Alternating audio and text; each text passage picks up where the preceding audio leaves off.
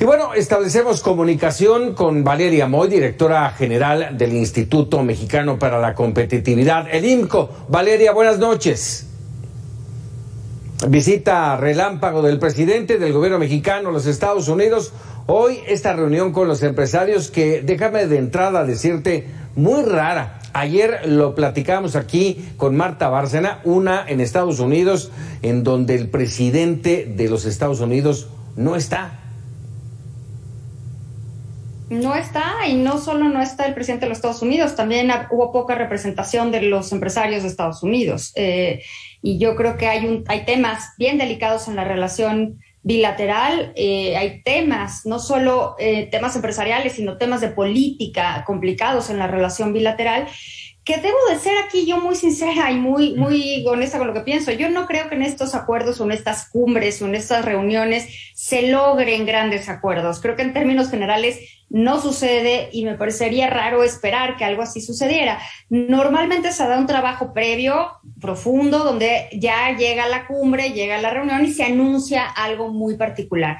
Creo que eso no sucedió en esta cumbre, creo que en esta reunión, ni siquiera le puedo llamar cumbre, en esta pequeña reunión que tuvo el presidente de México con el presidente de Estados Unidos y luego el presidente de México con algunos empresarios. Creo que no es una reunión como podríamos esperar, una reunión con más relevancia. Creo que es una reunión, de alguna manera, suena raro decirlo, pero como para limar un poquito de asperezas, estas asperezas que generó el presidente mexicano al no asistir a la Cumbre de las Américas. Pero no se eliminan todas esas asperezas, y lo digo porque hoy en entrevista con el director de Pemex refería que los empresarios estadounidenses le manifestaron al presidente López Obrador dudas relacionadas con su política energética. ¿Dudas? Bueno, pues hay que tener claridad en cuál es la política energética, y yo creo que lo que estamos viendo, una cosa de nuevo es lo que se dice, por ejemplo, este plan, el comunicado que sacó ayer el gobierno de México, donde los compromisos de los que se sacaron en esta reunión, pues uno de los compromisos es estar promoviendo inversiones en energía renovable y energías limpias, y la verdad es que eso no está sucediendo. Entonces, una cosa es lo que se dice y otra cosa es lo que verdaderamente está sucediendo, y lo que verdaderamente está sucediendo es un viraje, una vez más, hacia energías fósiles, hacia refinar más petróleo, hacia una energía pues más contaminante. Entonces, cuando el mundo se mueve hacia energías limpias, pues México da un paso hacia atrás y empieza otra vez a querer llegar a refinar y a contaminar más eventualmente. Ayer, Valeria, hablando de energía, muy cuestionado en redes sociales el ofrecimiento de duplicar el abasto de gasolina en la frontera. Vamos, venderles gasolina barata a costa de nuestras finanzas públicas.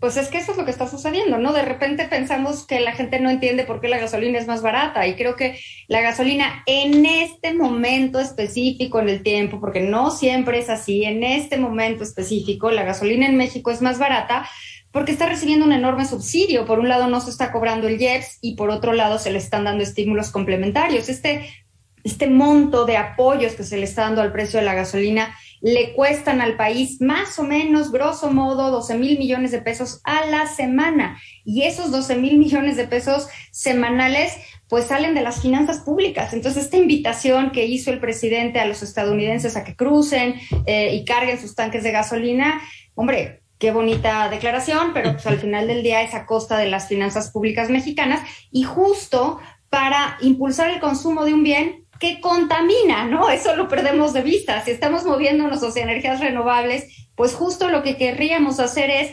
disminuir el consumo de gasolina, y estamos haciendo pues todo aquello encaminado a incrementar el consumo de gasolina, ya invitando también a que vengan pues quien quiera cargar gasolina a México porque es más barata. Vámonos con temas más económicos, Valeria. Nos pone en alerta la inflación en Estados Unidos, 9.1%, vamos, 3 décimas más de lo que se había previsto, pero es cosa seria. No, es muy importante. Cuando estamos hablando de inflación, cualquier decimal es importante, porque además cualquier decimal se traduce en incrementos mucho más grandes, o viene, no es que se traduzca, sino que viene de incrementos más grandes en otros bienes. Por ejemplo, ahorita me mencionas este incremento, esta inflación en Estados Unidos anual, es decir, junio de 2022 contra junio de 2021, de 9.1%. Pero hay que recordar que la inflación la componen los precios de miles, literalmente miles de precios de bienes y servicios. Y si vemos, por ejemplo, ya que hablábamos de gasolina, el incremento en el precio de la gasolina en Estados Unidos solo en un mes el incremento fue de 11%. Entonces, sí, estos incrementos de muchos bienes y servicios pues repercuten en una inflación al final de 9.1%. Pero para Estados Unidos es la inflación más alta vista en 40 años. Es decir, en pues prácticamente una gran generación no ha vivido una inflación tan alta como la que están viviendo en este momento. Y es un tema ya no únicamente económico, ya no únicamente social en términos de la pérdida de poder adquisitivo, sino por supuesto un tema político. En una de las encuestas más recientes de Estados Unidos, la encuesta del sentimiento del consumidor, así le llaman a estas encuestas de confianza, pues los consumidores norteamericanos se muestran muy poco satisfechos con el rumbo de la economía norteamericana. Eso a pesar de que hay muy buenas cifras en otros sectores, o sea, en el mercado laboral hay buenas cifras, en el sector manufacturero hay buenas cifras, pero la inflación es una de las variables que más incide en el ánimo de la población.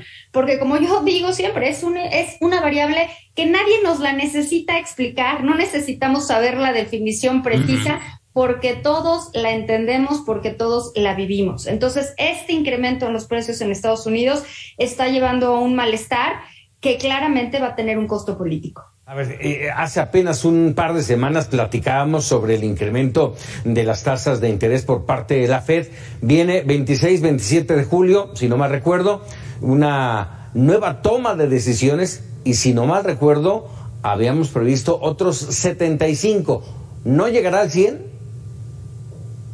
Es posible que llegue al 100. Yo creo que los 75 ya están descontados, porque el solo hecho...